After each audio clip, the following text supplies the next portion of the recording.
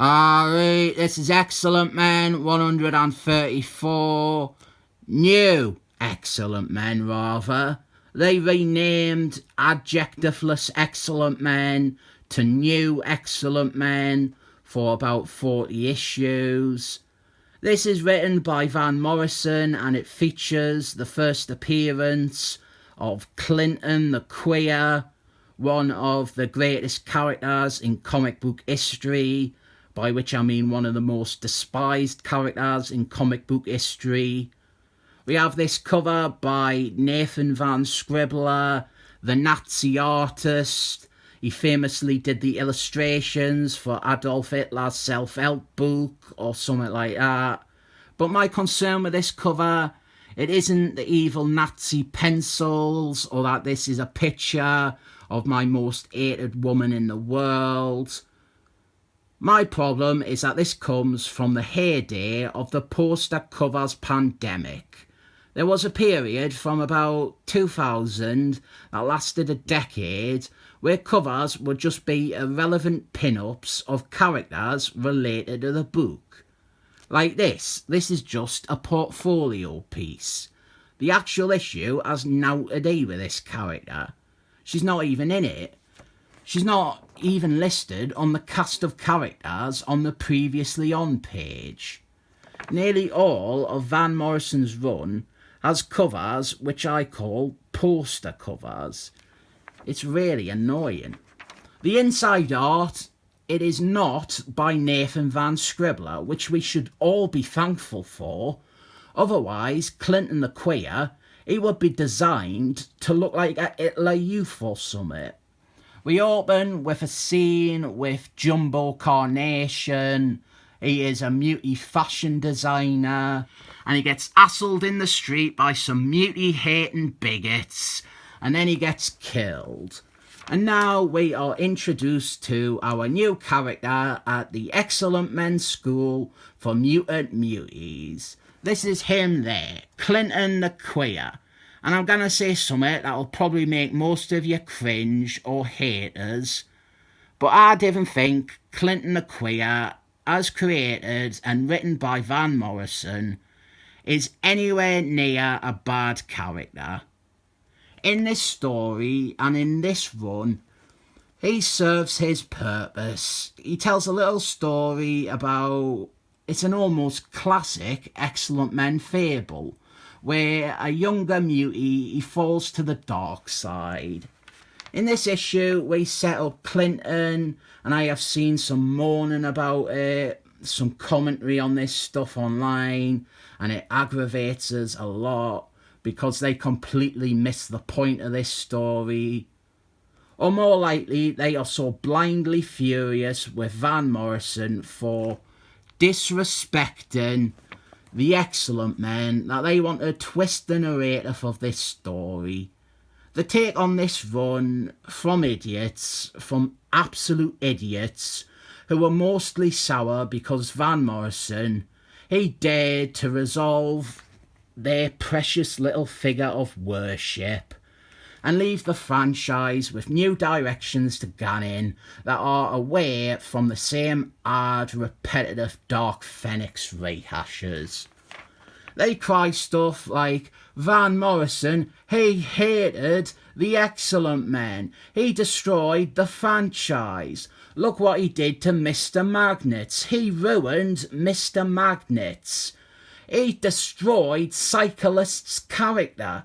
He ruined Cyclist's relationship. He ruined a beloved new character like Clinton the Queer. And that last one always fucking annoyed us because it's so fucking idiotic. Van Morrison created this character, and in this, his first appearance, he does what they allege is ruining the character. That's the fucking point. He builds Clinton up as a normal guy, a relatable guy. That makes his fall from grace all the more effective. If you didn't root for or connect to Clinton in this issue, his turn would not have anywhere near the impact that it does. Them Excellent Men fans obsessed with still moaning about Van Morrison's run, a point that they fucking won with. Marvel, they retconned virtually all of this run, or they undid everything that Van Morrison did. Them idiots, I remember when they were pissing and moaning that Van Morrison made the Smurf gay because Smurf, he made a joke in one issue about being gay. Notably, they shut up about that. I didn't think them groaning about him supposedly making a main character gay would gain much traction these days. I fucking hate those backwards looking Christopher Clairvoyant jihadi that fucking make the Excellent Men one of the worst franchises in the world. Also, this is during the period where Marvel have adverts every fucking page, as if I needed more to complain about. Here is Emma Frosty's though, and her Steppenwolf sisters, and then a plot line that I didn't think is resolved, with Cyclist and the Smurf looking into the murder of Jumbo Carnation. Smurf is written really well, intelligent and funny. And to get back to that gay thing, it's this issue where Van Morrison has to handhold idiots and explain to them that Smurf was making a flippant joke. He was saying that he was gay as a defence mechanism, as a pithy response when his girlfriend dumped him. Regardless of him explaining this here, those mentally deficient readers, they'll still harp on him for saying Smurf was gay for 5 or 6 years after this came out. Part of the problem with these adverts on every page is that, well, in an issue like this, you have the last 8 pages have been Cyclist and Smurf. They're not contributing to the main plot in much way. Nice character stuff with them. I will not fault the content, but the pacing feels off for the issue because of the pornographic amount of adverts. Make that now 10 pages. This issue is about setting up Clinton and focusing on him, and for 12 pages now it's been Cyclist and Smurf. It's ridiculous. Fucking adverts every turn. There will be a single spread somewhere in here that doesn't have any adverts. There's always one spread that is 2 pages of story, and it usually exists so that they can have a double page advert after it. I didn't want to talk about adverts. I want to get back to Clinton. Oh, speak of the devil. The double page of story featuring Clinton. Clinton, he is set up as a fairly ordinary guy. He's also said to be the top student at the Mutie school. But even earlier on, they also see this creepiness and darkness to him. In that earlier scene with the Steppenwolf sisters, they said that they get sinister readings off of Clinton. And here, he stands up to a bully. And the way the story has presented him, we are actually on his side. We are on Clinton's side. We want Clinton to stand up to this bully. But what he does is sociopathic. The bully, he had just been like a dick to him. But Clinton, he maliciously destroys this guy, his image and his whole life at the school. Another double page here, we have been spoiled. He gets reprimanded for how he tortured and destroyed the bully.